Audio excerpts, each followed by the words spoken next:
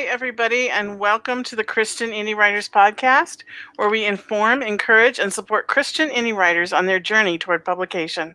I'm Christina Catane, and I write Christian fantasy. Hi, I'm Jennifer Carl Tong, and I write historical Christian romance. I'm Jamie Hirschberger. I write short fiction under the pen name J.R. Nichols. I'm Rhonda Hagerman, and I write fiction and nonfiction with my mother under the pen name Dee Dee Bowman. Well, hi, everyone. Thanks for tuning in, all of you that are listening live, the people in our chat. If you listen to us on iTunes or Spotify or anywhere that we are streamed, we love you guys. And we are so glad that you're listening, and we hope you love us too. And if you do, please like and subscribe and share and just hit all the buttons. Just like go crazy. Hit them all. And so we just really, really love you guys. So yes. We just want you to know that. We like to start each episode with a little thing we call What's Up, and that's where we go around and everybody says what's up with them for the last week. So I am going to start today with Rhonda. What's up, Rhonda? Well, I am fresh back from writing camp, and I am freshly inspired to get my writing back into shape and get my current work in progress that I'm editing finished.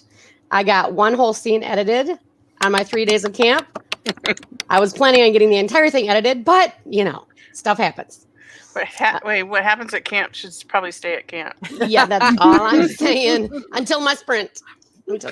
Until sprint comes up. Yes. So that's what's up with me. Okay. What about you, Jamie? Well, I am also coincidentally just getting back from a writing camp. How strange. Wow. And I was kind of conflicted, so I'll let you guys be the judge, because I know this is a time when I'm only going to get praise and positive whatever. And I am the campfire song girl, and we didn't have any campfire songs because adults don't like them for some reason. But even when I had youth with campfire songs, it never felt appropriate for me to do the solo because I was the person in charge. And you never give yourself a solo. So I would like to sing a campfire song for you guys if you would like it. Would you like it or no? Yes. Yes, always. Okay, here we go. Oh, Signor Dangato was a cat on a high red roof. Dangato sat. He was there to read a letter, meow, meow, meow, where the reading light was better, meow, meow, meow. 'Twas a love note for Dangato. I adore you, wrote the lady cat, who was fluffy, white, and nice and fat. There was not a sweeter kitty, meow, meow, meow, in the country or the city, meow, meow, meow. And she said she'd wed Dangato. Oh, Dangato jumped so happily.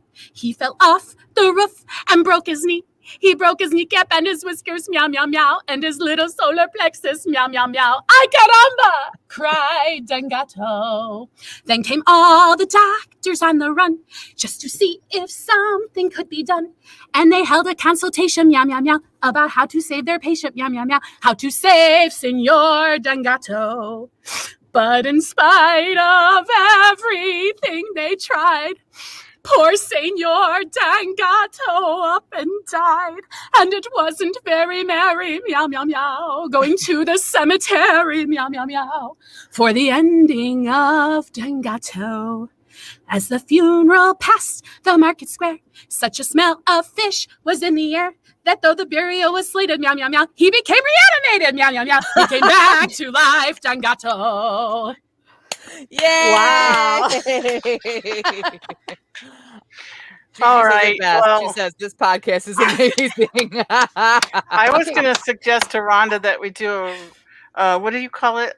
Encore of our Alvita saying goodbye thing that we did at the end. Yes. Closing ceremonies. That was closing ceremonies. I'm not following that. So yeah, when you say campfire song, I was so waiting for you to break out in a SpongeBob song. And I know I have kids that watch SpongeBob, and not everybody does, but the CAMPFIRESONG song, CAMPFIRESONG song. Sing along! I love campfire sing-alongs. And if you don't love them, it's faster than you're wrong. Okay. I would have sang around the campfire if you'd suggested it. I would have too, but I don't know that song. That is a great song. Next time. So we for sure I never heard the Dangato song. Me either. That was awesome. We for sure had Gigi in our chat. We also have Shell. Hi, Shell. Guys. We got lots of people out there. Thanks to everyone for joining us. Tina, what's up with you? Well, Yeah. coincidentally, I have also just come back from a writing camp, and What? those of you who actually read our newsletter this morning should be very grateful that Jen remembered that we're supposed to have a newsletter this First morning. of all, And Jen, I reminded me. forgot all about it. Jen, I don't know what time did I message you? Like at I don't 8 know. I o'clock got it at last night. 11. Now keep in mind, Jen does the graphics usually Tuesday night, Wednesday morning. And I was getting ready for bed, and all of a sudden I'm like thinking about my next day, and I'm like, I made some sort of comment, and one of my kids says, "No, Jen, Mom, tomorrow's Friday." I'm like, "Today's Thursday." I no lie. It was like, what? And so then I did the graphics real quick and sent it to Tina, all apologetic, and realized Tina forgot too. It was 11. I was working while my granddaughter was watching Frozen 2. And so, like, Aw. I'm trying to work and trying to, like, not ignore her because, she wants to talk to me.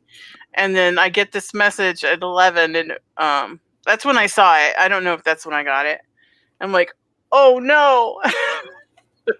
So nobody got to proofread it. So if there's any errors, it's all my fault. It's mine too.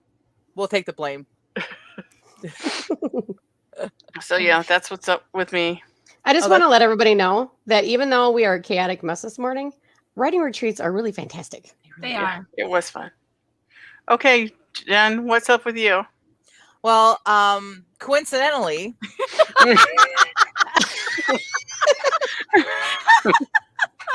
I too have just returned from a writing camp retreat. But that's not. I'm not going to talk about it because I had something else I want to share. So, No. let's hear a Frozen song. Okay, I'll sing one line of one Yeah. Frozen song. The cold never bothered me anyway. Yeah, that's your logo. That's totally your motto. If that ain't a fact. They wrote that line just for me. Before we went on camp, though, this last weekend, I think I've mentioned that we got some chickens and ducks this year, and so we have been like constructing a chicken mansion. Like, there's no coops in my vocabulary because I have to look at this thing.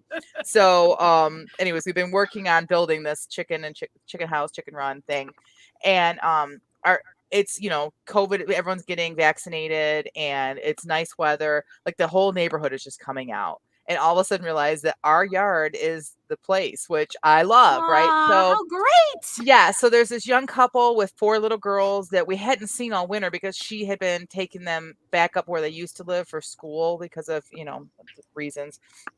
Anyway, she came over and we're talking, and she said to me, she's like, "Writing? What do you mean? Are you a writer?" I thought everybody knew. I'm like, "Yeah, I'm a novelist." And she was like, "What?" And then so she was all excited about that. And then she started sharing the story that there's this story that she and her mom have been wanting to write. And it's the story of her great grandmother. And she starts unfolding it to me. And it was like, wow, like it's about her great grandmother was like sold to a farmer. What?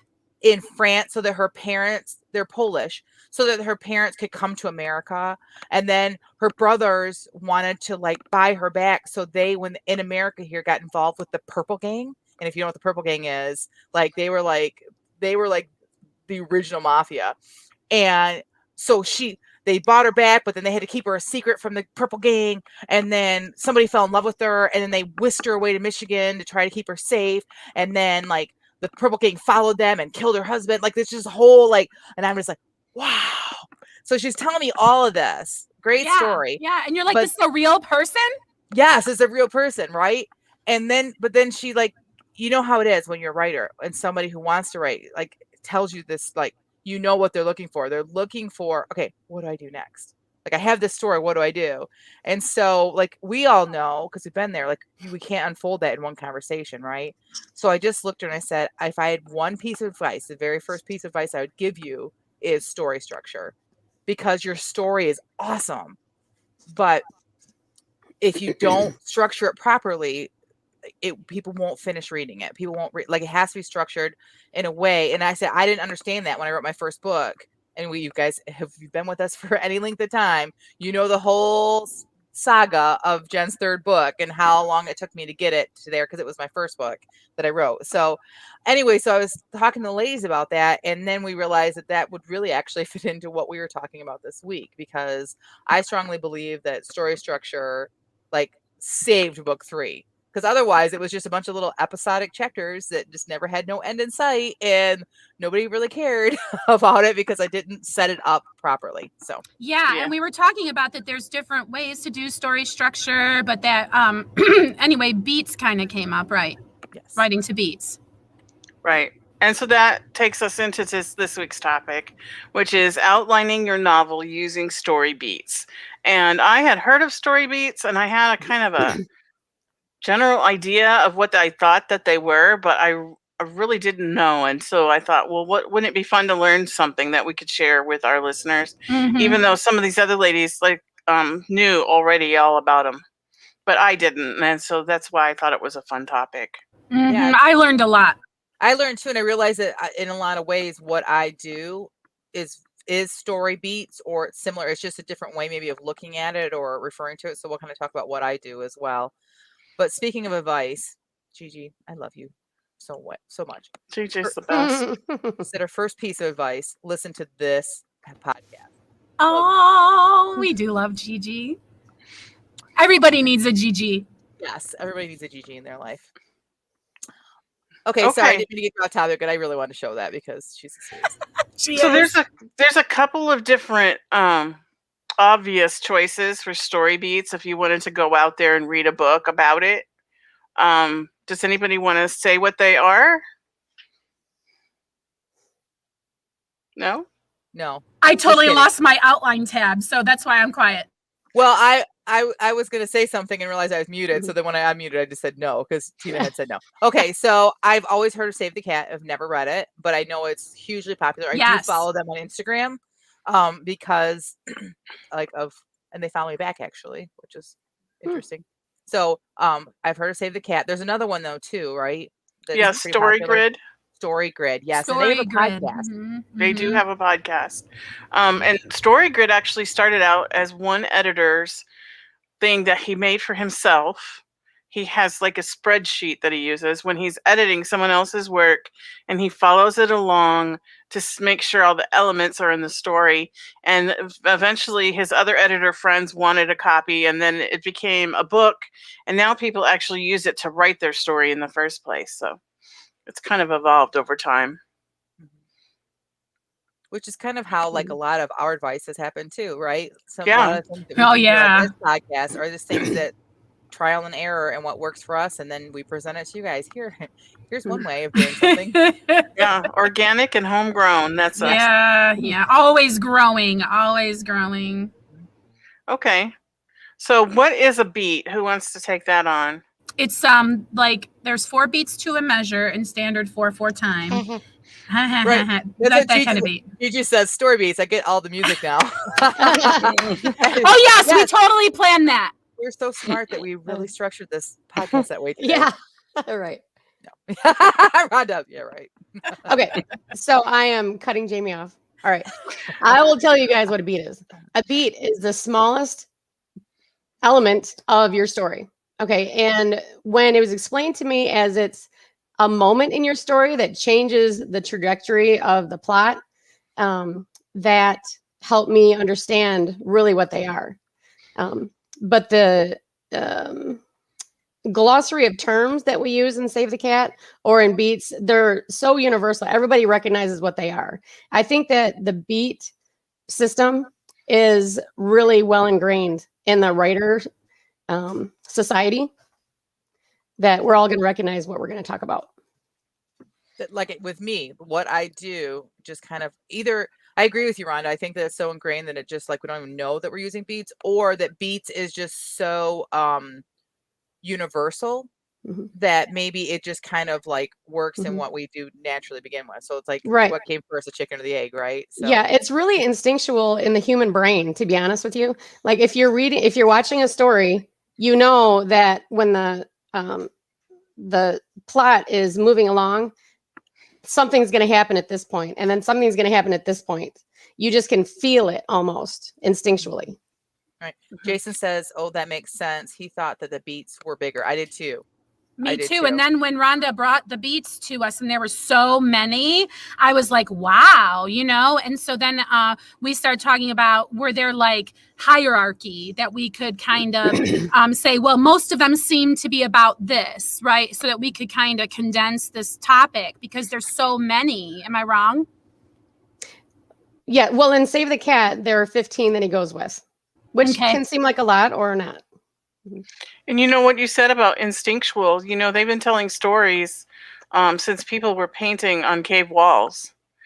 And we use stories to help us, okay, so Joe went out and fought the saber-toothed tiger and won, and now he's going to come tell the story, and that's going to help us to survive when we meet up with the saber-toothed tiger. And so our brains are wired to listen to stories, not just for entertainment, but for, if that happens to me, what can I do? It's almost like a survival instinct.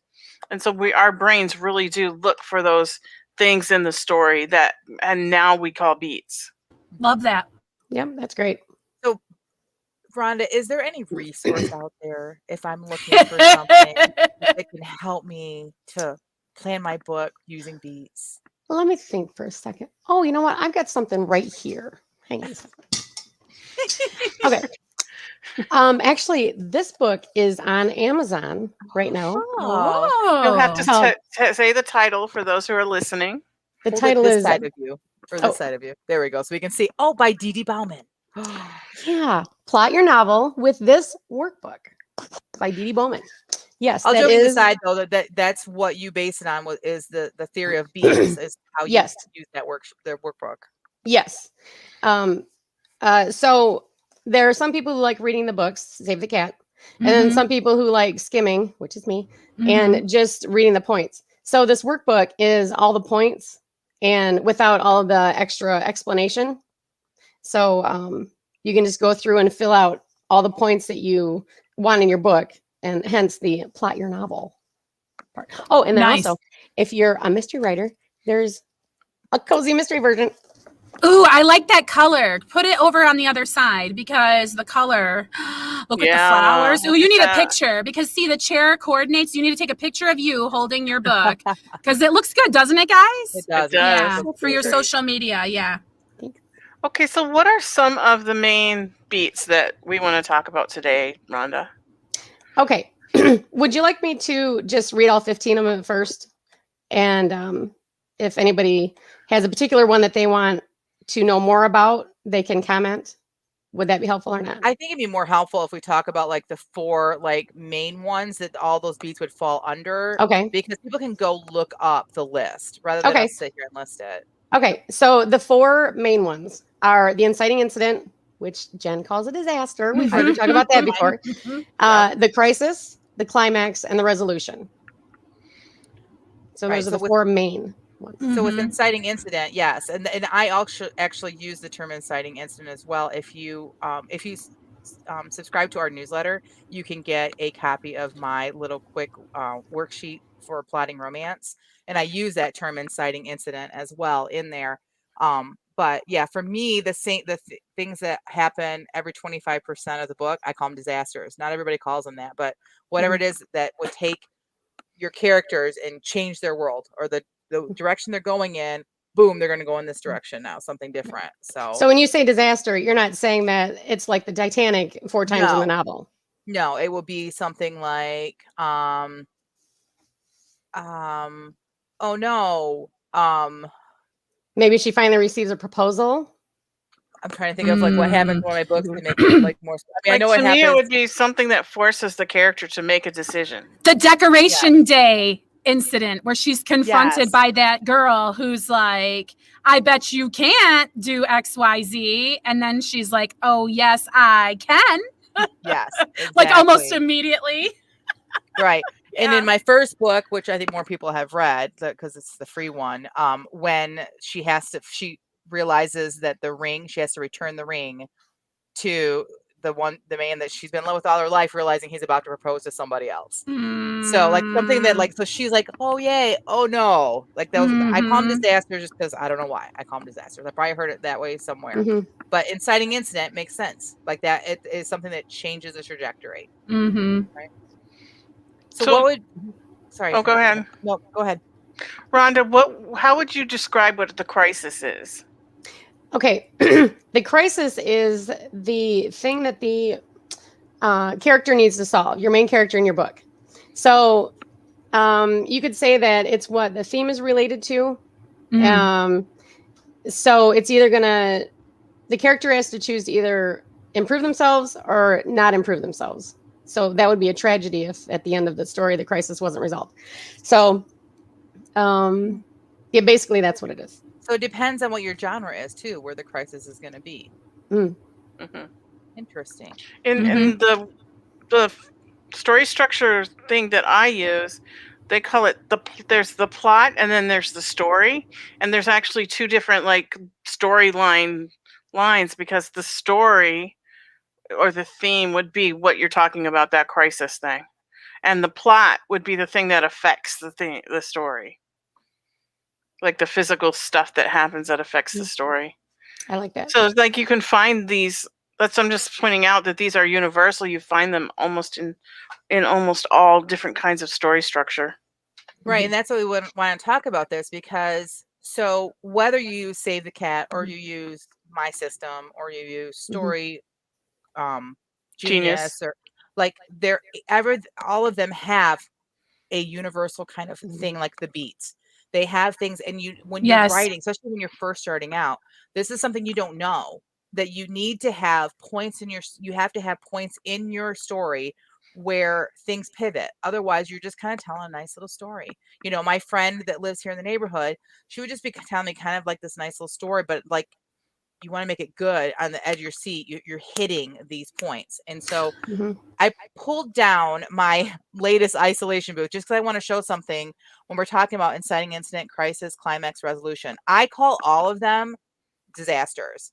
But when Rhonda was explaining them to me, I realized that in romance, at least, this is how they would fall. Can you see? So at the bottom of each of these 25% of my book is where my disasters are. So this would be, and correct me if I'm wrong, Rhonda, this would be my inciting incident. This would be the crisis. This is the climax. And then the resolution happens over here. Perfect. So again, find what works for you. There's many systems out there, but make sure you're doing a system. Make sure you're doing something that has beats in it. Yeah. I would just like to say that now I know why I wanted to sing that cat songs, because we've been talking about Save the Cat so much. And I think that just totally inspired me, because Dangato means the cat. Okay, Yeah. I'm done. And we could pick out those points in that song too. Really? Sure could. Yeah. Absolutely. That's hilarious. Yes. Yeah, I love the One- resolution. Yeah, me too. One thing I want everybody to take away from this, though, is that we've said it so many times, it's universal, and we already recognize some of these things instinctually. So if you are someone who procrastinates like me by reading books and learning and instruction and all that, you don't have to read 15 books about beats. Aw, good. Yeah, just start writing and it'll come out. And if you're a pantser, more like Jamie and others, if that's more your speed, it doesn't mean that you don't have to think about beats and you don't have to think about these things. You know that like as you're pantsing, you're writing toward a disaster. You're writing toward one of these beats. Or you write what you write, and then you go and you check and make sure. That's what I did. I wrote what I wrote, and then I went and made sure that it kind of looked like what a story is supposed. Like, did I hit everything? You know what I mean? Yeah. Just to make sure that I'm not leaving out an important vitamin or mineral for the complete breakfast. Yes. Right. Well, when Blake Snyder wrote Save the Cat, that was for getting your novel set up. And when I can't remember the author now, Steve Grohl, I think, wrote Story Genius, he's an editor who created that system to do his Story editing Grid. job. Story Grid. Oh, I'm sorry. I said Story Genius. I know, because I mentioned Genius a minute ago. Sorry. That's okay. So that, even though the Story Grid book was written for people to start their novels with instead of for editing. You can still use it for editing. So if you are a pantser, I highly recommend that novel for you. That's Or, a great, not novel, that instructional book. yeah, that's a great point. Great point. And I'd like to point out too that in the hero's journey, like we hear about that a lot, the first 25% of the hero's journey is like the normal world. And then they call it crossing the threshold. That would probably line up with the inciting incident, because this is where they have to leave their regular normal world. And I use normal in quotes because, like in the Lord of the Rings, the Shire was the normal world. And then Bilbo was called to leave his normal world and go out on the adventure. And so he had to cross that threshold. And so that's one, like that's the inciting incident. And then the crisis, they have all these points on the hero's journey, and you can find where the crisis is by looking at the little wheel. And then the climax and the resolution is when they've achieved, the ring has been thrown in to the volcano or whatever, and now they go back to the normal world. So I mean, in every story structure thing, you can find these beats. Right. And in romance, the climax is at the point where they're just not going to be together. You just know it's not going to work out.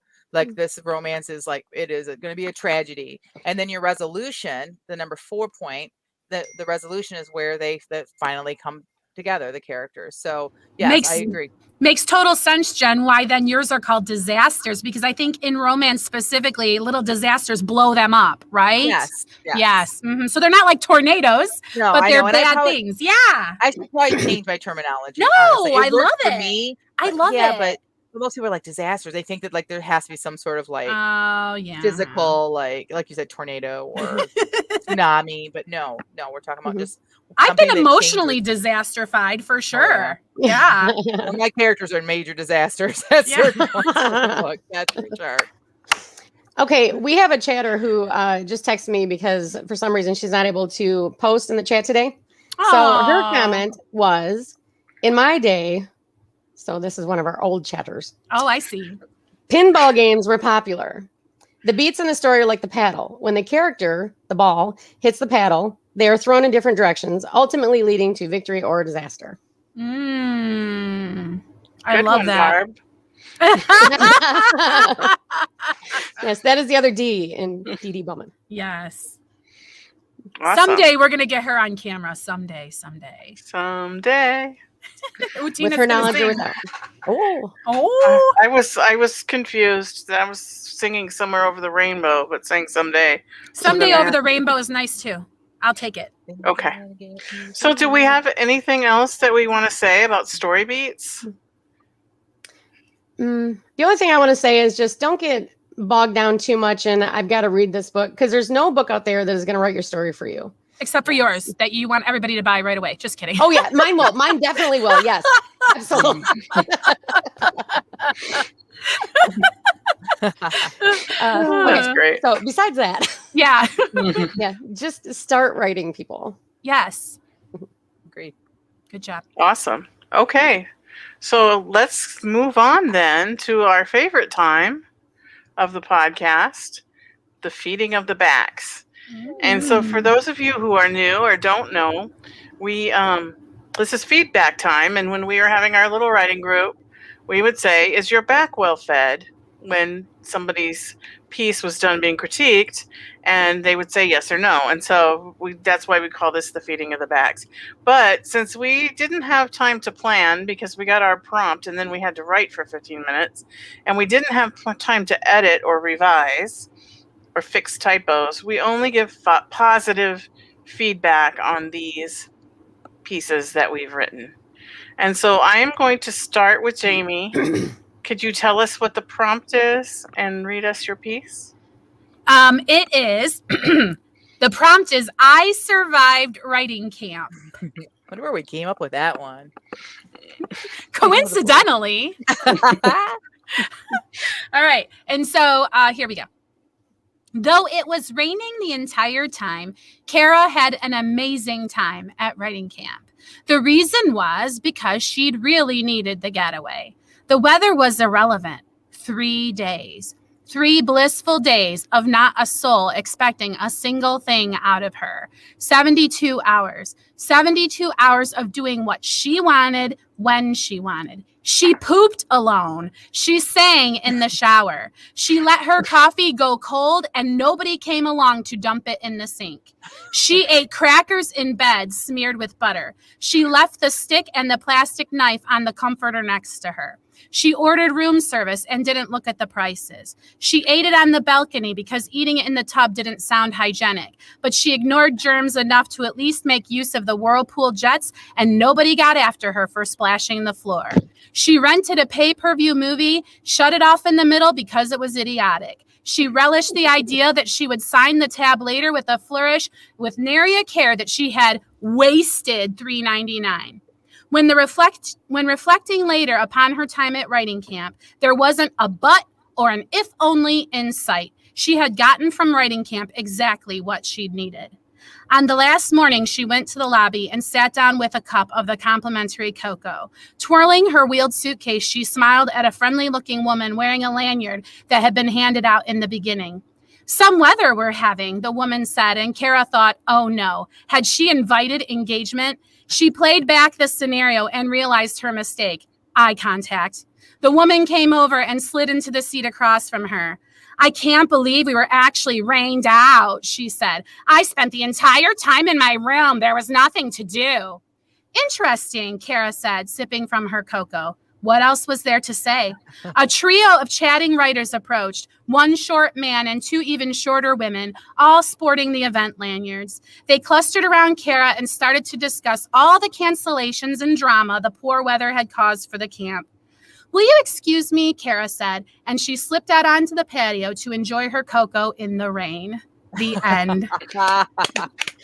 That was fantastic. That was great, Jamie. What Thanks. a great attitude. All right, I so just like to point out that was nothing like our writing. Nothing. Yeah. We had beautiful weather. We had We the didn't most get to put beautiful weather. cologne. No, We we didn't have didn't. lanyards.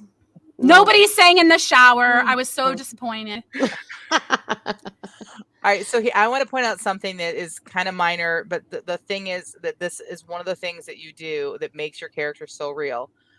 Eating crackers in bed with butter on them.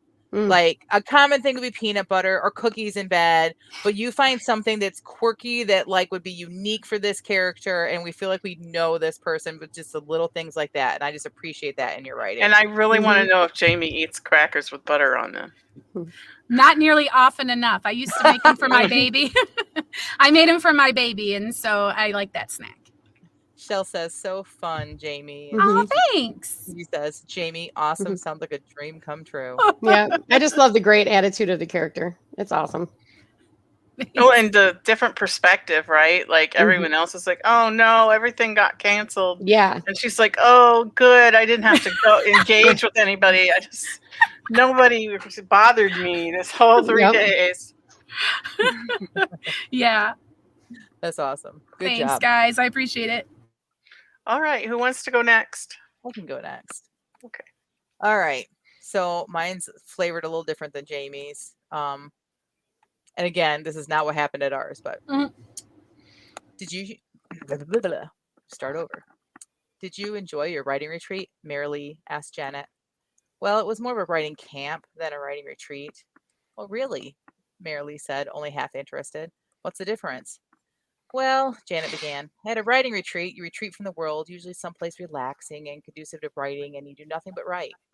So what is a writing camp like? Well, it was still a beautiful setting and relaxing most of the time when I wasn't lost in the woods.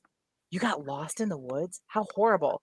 It was horrible. The camp director took a wrong turn down a much too narrow path and got the golf cart stuck on a tree stump hidden by brush. What an irresponsible person. How in the world did the camp director get lost?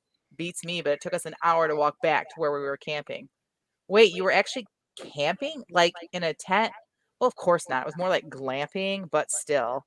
Merrily shook her head sympathetically. Being lost like that must have been very scary.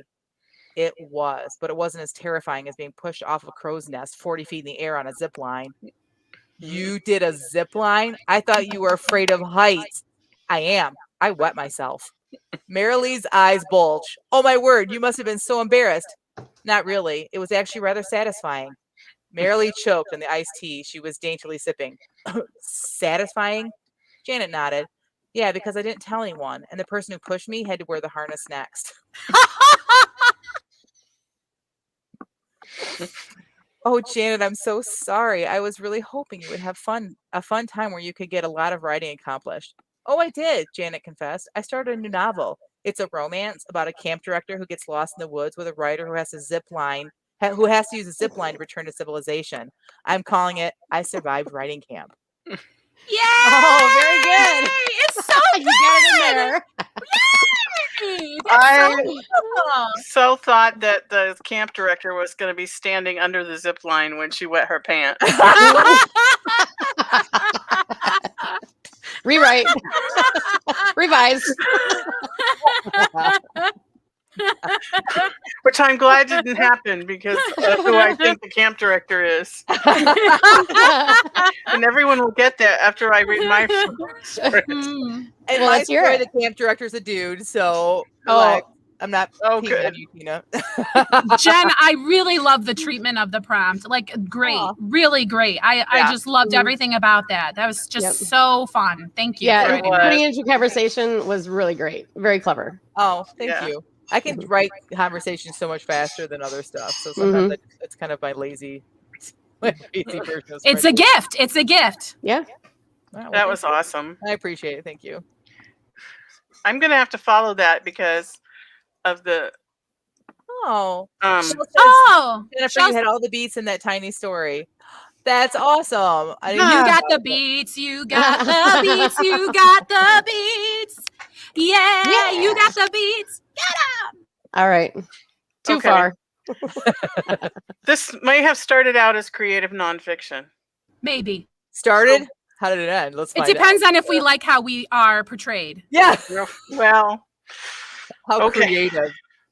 you ready? Yes. Let's take the golf cart into the woods, Tina said. I'll show you the low ropes, the high ropes, the paintball course, and the archery range. Tina's golf cart was her pride and joy. Candy apple red, gasoline engine, lift kit, and to top it off, a snowplow winch on the front. Oh, that sounds like fun. I'd like to see that, squealed Jamie. Yeah, the high ropes are really nice, said Jen. It's always one of the kids' favorite things to do at camp.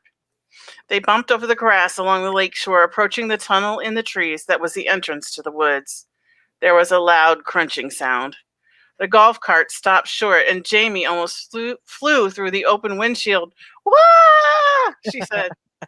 What was that? What just happened? Said Jen as she gripped the roll bar. Tina jumped off the golf cart and peered underneath.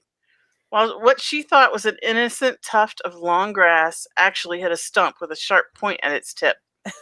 It had punctured the gas tank, and gasoline slowly dripped down a tube onto the axle and then puddled into the grass. Run! Tina shouted. Jamie bounded from the golf cart. Her Now I hand- know it's fiction. Her hand-tied fleece fire blanket pillowing behind her like the cape of a superhero. Nice. Nice. I love it. She ran back toward the swimming beach, but her short little legs couldn't keep up with the long legs of Jen, who was already on the beach with her phone to her ear before Tina could even make her feet, which seemed frozen in place, move. I called the fire department. It's right down the street, so they should be here within 5 minutes, Jen said. That's very convenient. Praise the Lord, said Jamie. Tina couldn't speak. She was bent over trying to catch her breath. Wait, I think Tina's trying to say something, Jen said. Jamie moved in close. What did you say? She asked. My inhaler, rasped Tina. I left it on the golf cart. Jamie was off like a shot, her superhero cape once again billowing out behind her. What's going on? It was Rhonda, who had been napping when the other three took off on their misadventure. We went over a stump. The gas tank is linking, and Tina's inhaler is on it. Jamie is trying to get it before the golf cart explodes. Why would it explode? Asked Rhonda. If you don't have your foot on the gas, the engine turns off. Tina collapsed on the ground. Oh no, am I too late? Cried Jamie as she returned with the inhaler. No, Jen said, not unless she's about to die laughing. That was so good. So good. Can I point out, too, that the golf cart also has the tow package? Yes. Yes, it's an amazing golf cart. It And is. it goes really fast. It Yes, did not I would be puncture the gas. devastated. No. If it blew up. Yes, it was not destroyed. Like, Yes, that was the we creative part. But We would prefer Chugiak to die rather than the golf cart. You can never kill the golf carts. Yes, I just backed the golf cart up and there was no damage, and nobody tell my husband that happened. All I right, hope he doesn't our watch listeners this feel, show. right? That was so good, Tina. Like Was so with good. the superhero cape and just your little Mhm. details and descriptions. So good. So funny. good. Gigi says, love these characters. They just come to life. So realistic. Isn't that interesting? Don't they almost seem like you know them the way she's written this? This is Yeah. so great. It's like you guys all wrote a journal of camp. Thank you. I love it. Shell says, so good, so funny. Yes, we're all laughing. Hilarious. And we're not Bambina. telling you how much of our stories are true and what parts aren't. Though the superhero cape thing is there's just gold. What happens at writers camp Should probably stay at writer's camp. until we read Rhonda Sprints. Shell What did says you yes. out us for? Yeah. Shell says, yes, Gigi, they all write each other so well. Aw, That's a huge compliment. it I appreciate Oh. is. We should tell them the activity that you guys did. I had to be gone on Tuesday for a little while, and the three of them wrote their sprints. And when I got back, they had me choose whose sprint went with which writer. Right. We And I'm didn't tell her telling who. you, yeah, they didn't tell me who it was. I had to guess. And the writing styles are so different and unique with everyone, not just these people, but with everybody, that it was not hard at all. You could just pick it out. And we were trying hard to write like another like I was trying to write half like Jamie and half like Jen. I tried really hard. And she just like, no, that's Tina. Mm-hmm. Yeah. Just like off the bat. Mm-hmm. That was a really fun experiment. I love It that. really was. Yeah. Okay, Rhonda. I know you were trying to put off reading yours, but I thought I We Gotta might make you skip forget. you if we get distracted. Yeah. All right, here's my 3 paragraphs. It's not done. Okay.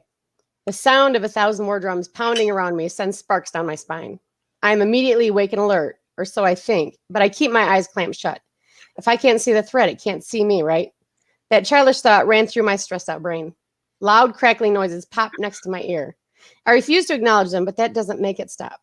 More crackling noises with different tones. My body is buzzing with adrenaline now. The shaking it causes in my fingers is distracting, but the chemical makes my plan of action clear. I wait for my opening. I think back to last night when I assume my situation couldn't have gotten worse, considering that the cozy bedroom I'm used to had necessarily been replaced by the Alaskan tundra for this one evening. The loud cackling of what I can only assume to be a coven of witches burst into my consciousness. I knew now I would have to make my escape if I were to survive to write another day. And that's as far as I got. Cackling witches. I don't like this creative nonfiction. It was a dream. I was half awake. I didn't know what was going on. she could hear us stuck on the stump from all the way from the camper. We're going to have Tina's Glamper no matter where we ever do any retreat. We're going to have it set up for anybody who gets too warm or overheated while they are at camp. They can go hang out in Tina's trailer and just literally chill out for 10 minutes. Yes. Yes. That's all they'll need. The air conditioner works really well. Really It well. does, yes. If you were cold, you just had to say something. I'd have turned it up or down or whatever you do to an air conditioner. This is more fun. The cold never bothered us anyway, Tina. Never bothered me either. So. Yes. There you are. There you are. Love it. Love it. You guys are so awesome. Okay, it's time for what's next. And I'm going to go backwards this time and pick on Rhonda first. Oh, what's next is I'm going to actually get my book edited, or I'm working on it. My goal is to do 3 scenes per day. And I could probably force more of that in, but I think 3 is going to be a good number that will get it done in the next 2 weeks. I'm excited, Rhonda, because when you read your sprints, I know that you're like, oh, they're short or whatever, but it's so, so good. I'm so very, very excited that this is going to be coming out. I know. I can't wait. Me neither. I'm very excited too. Thank you. All right, Jen, what about you? What's next for you? So I am editing book 4 as well as like kind of playing around with the next series. So that's what I worked on, was editing when I was down at the retreat. And I got actually a chapter written that I had like not written before. So I got that done. I'm about 25% in through the first round of editing. So I'm happy with that because this is the longest. This takes the longest, this round. So I think this next week I can probably get another 25% done is my plan. So I'm going to be doing that. Yeah, moving forward with getting that book out hopefully by November. Awesome. That is awesome. Cool. Mm-hmm. Now that's book 3 in your series. Would Book you like 4. to plug? Would you like to plug your series, book 4? I would So, love to yes. plug my series that you can see right here. Yes, they're beautiful. If you would like to give it a try, Searching for Anna is free on all platforms. So you can give it a listen, or not listen, sorry, coming soon. You can take a read and see what you think and hopefully get hooked on the whole series. And then buy the rest. Yeah. Yeah. Okay, what's next for me is I have finished the development part of book 3 and I'm ready to start the writing. So that's what I'm going to start on Monday, start the writing of book 3. Whoa, huge. That's Yeah. exciting. And I'm expecting my my book 2 back from someone who was doing like a overview of it to tell me like if they see the same problems I do. I have an idea of what the problems are, so I'm waiting for confirmation of all that. So then I'll be editing and writing at the same time, starting July 1st or whenever I get it back, whichever comes later. We had some good conversations this weekend, and one of them I know that Tina does not want to revisit, but I want to revisit it just for a second. Since we have extra time. Okay. Since we have extra time today, and I don't know why it came up in conversation, but I mentioned to my girls that I was trying to convince Miss Tina to kill off Chugiak. Oh, I brought that up earlier. So I remember, yeah. Yes. So like Tina had mentioned it before that she thought that people were going to hate her because she was going to kill Chugiak, or that she felt like she needed to in the book, blah, blah. And then now she's not. And so she and I had this conversation, like, why aren't you? And what are you going to do? And it really has more the fact to do with that Tina cannot kill him off. Like she loves him too much. Yes, but I've got to throw out there the component that Chugiak has had puppies. And that your contention, Jen, is that the reader will be far more invested in the puppies if Chugiak dies, because then it will be like they want to see Chugiak live on in the lives of the puppies, kind of a thing. Yeah. So it was interesting to be a witness, right? Like I was here on this side and I was here on this side. It was super fun. So that's why I brought it up kind of earlier. So go ahead, go, Jen, go. Right. And so I felt like as if like really, if you want that emotional pull, if you want, because again, you want just a nice story. You want like you really to be your readers to be invested in it. And I didn't even go into all that detail with my girls. And my middle daughter, the quiet one, said like Charlotte's Web. And I said, what? And she's like Charlotte's Web. Nobody would have cared about the little spiders if Charlotte had lived. If Charlotte had just been like, I'm just going to stay, I'm too tired to go back home. But she's like, Charlotte had to die for the story to continue after the book was done. And I was like, for a 12-year-old, I was just like, my mind blown. Wow. That's exactly what I meant. Was Give like, that girl a pen and paper.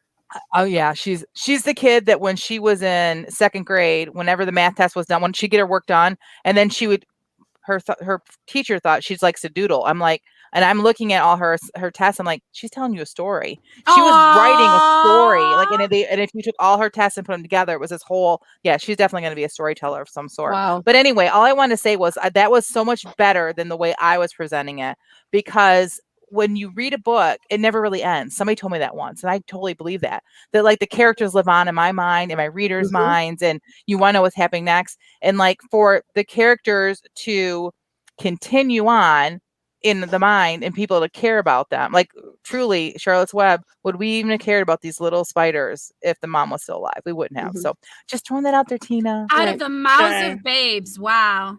Yeah. Jamie, what's next?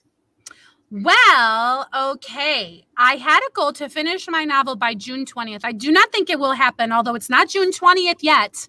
So you never know. But when we went to writing camp, I was like, maybe I'm going to finish because, I'm going to have focused writing time. Okay, whatever. But I said, I do want to make at least one goal and accomplish it.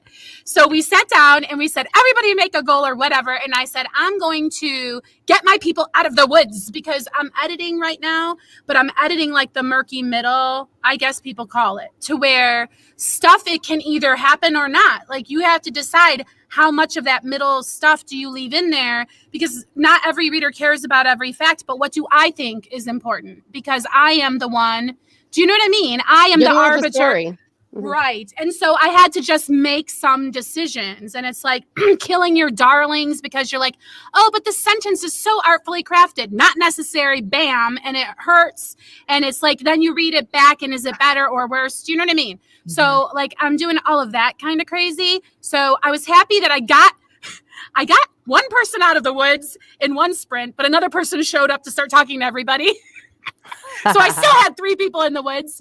And so then I had to get them all, and I did. They're out of the woods. So I think my murky middle might be behind me. Yay. So that's why I'm saying like the momentum could carry me to finish by the 20th. But I don't know, because it's very much like that whole thing of people needing me. I can't ignore it. Yes. So that's where I'm at. Also, my newsletter just went out. So if you want to get a free short story by me, you can sign up for my newsletter at writingshorts.net. Writing like writing with a pencil, shorts that you wear, not too short. Don't show your booty. And you go to writingshorts.net and sign up to get my newsletter. You'll get a free ebook download, and you can see me write the sprint live. It's not, okay, look, I still have links, but my other writing sprints, you can watch me write them live. There's links right to the video. And I've started doing it for Christian Indie Writers YouTube channel instead of for my private J.R. Nichols Facebooky thing. So Christian Indie Writers YouTube is going to be the host of my live writing sprint. So that story I read to everybody just before we did this What's Next is going to be live on YouTube somewhere between 9 and 10 whenever we get our act together every Friday. So if their shorts are too short, are you going to come after them with a net? I hope I will not even notice because I'll be too busy writing. I've got so much to do. Counting your money too, Oh, yes. The books that you're selling. Yeah. Counting all my stacks. And so if you want to follow my progress for my writing, there's some progress bars on ChristinaDeCatane.com. You can also buy, you can get the links to buy Lost in the Land of the Midnight Sun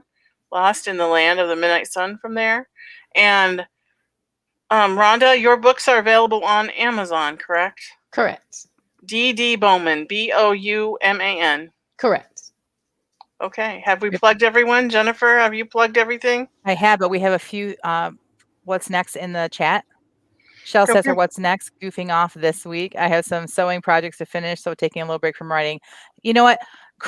Doing something else creative sometimes is the best thing you can do for your writing, honestly. Jamie plays the guitar, like even she had one when we were at retreat, and so she'll pull out and do music or sing. Like sometimes you just got to get out in nature or do something else creative. So I don't think it's goofing off. I think it's a good choice. Agree. Leah says, what's next? Finishing book 9 of series and expanding her social media to TikTok. So much to do. Book 9. That's awesome. Good for Wow, you. you're our hero. Wow. All righty. I think that's all the what's next. Oh, and Jason showed up in chat. Yay. Hi, Jason. Just because it's been a really long time. Sorry if that's embarrassing to Jason, but welcome back, Jason. Probably busy doing pastor stuff because that's his trajectory, right? He's like wanting to be the pastor. Mm-hmm. Mm-hmm. Okay. Is there anything else that we need to say? Other than the fact that, Tina, write your story however you want. I just want to share that with you. Like, well, I will. Yeah. I know you will. But it's good. It's good feedback. What did you say when Jennifer suggested it? What did you say? I said no. You see, when my kids were small, we had a Malamute that we named Chugiak. And he was the sweetest thing. And I left him. But you could not keep the dog in the yard. We went to Myers, which is like a department store here that has groceries and all this other stuff too. And we bought a pen for him that was 8 feet tall, 10 feet long, and 6 feet wide. And we put it in the backyard because he would not stay in the yard. Mm. So one day I get a knock on the door. It was about 3 p.m. And this little boy was at my door, and that's the time the school bus comes to drop the kids off. And he said, is that your dog? And I looked, and Shugiak had his pen, the edge of his pen, on his shoulders. And he was dragging it down the street because he wanted to play with the little kids. Oh. See, we were renting. We couldn't cement the pen to the ground. And so Shugiak ended up getting out and running away, and I never saw him again. Aw. And so it's really hard for me to kill him. Aw. Because, that might have been 20 years ago, but he's out there somewhere like Ben Gatto, living his best life. He's born free. Call of the Wild, right? Exactly. He's joined a wolf pack somewhere, and he's forever happy. That's right. Love it. And you haven't killed off any lovable characters yet in any of your writing. No, So- I haven't. It's kind of like a Band-Aid. Just do I will it. tell you right now, the fate of some of my characters hangs precariously in the balance because I am in editing mode, and I know who lives and who dies as of right now. So you guys are like, scare me. you guys are like provoking me to take the plunge and make everybody hate me. So I am like, Well, I Okay. have to say, book 2 has not gone into revision yet. Mm. dun dun dun. Dun, dun, dun. And let me tell you, I have gotten emails from readers instantly as soon as they read certain chapters when certain characters may or may not make it to the end of the chapter. But those same readers, within a short period of time, mail me again because they got to the end, because then you can't put it down. Right? Like If now you- you're invested. So If there's a character that you care died, that means that the writer did a great job. because you care about the character. Yeah.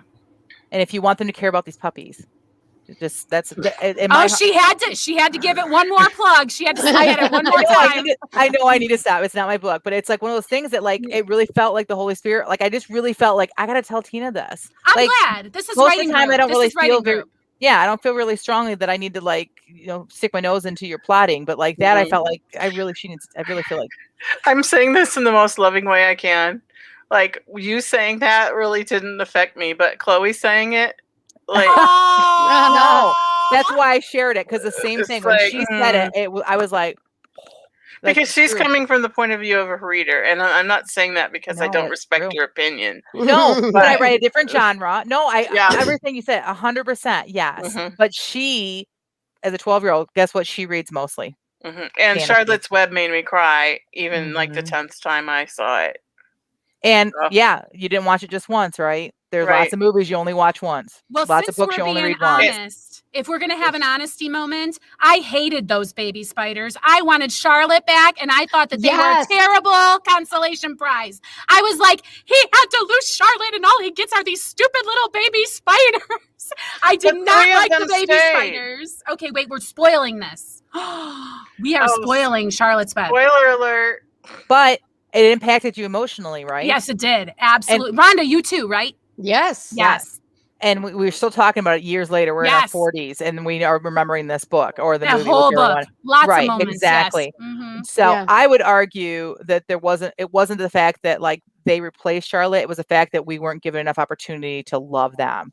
Like a moment with a Yes. puppy can be written so well after you've lost the dog that you love. A moment with that puppy Especially be if written that puppy so- has his father's characteristics. yes, where otherwise we don't really care. I mean, not to be, Yes. it just feels like it's just something in the story. Like, okay, that's nice, Mhm. Leah agrees with me. I just want to point this out. Mhm. She says, you gotta, Mhm. death is powerful. It can seriously help a story. Mm, mhm. Yes. Okay, I'm just I don't going know to kill everybody. I don't know if They're all any of dead. y'all read Where the Red Fern Grows, but that's another Yes. story with a puppy that I have not forgotten since 6th grade. Oh my goodness, my Exactly. father-in-law watched that with my kids, and they came to me with wide eyes. Guess what movie we watched? And when they told me the title, I was like, I'm so sorry. Like I knew it was going to be a talk. You know what I mean? Yep. Yeah. Hey, we missed Jason's what's next. I'm going to do it real quick because we love Jason. He says he's writing out his villain's parts in the story. Well, fun. And also bouncing 2 jobs. Wow. Wow. We All feel right. you, Jason. Get it in when you can, yeah. All right. Are we all set? Everybody said what they want to say?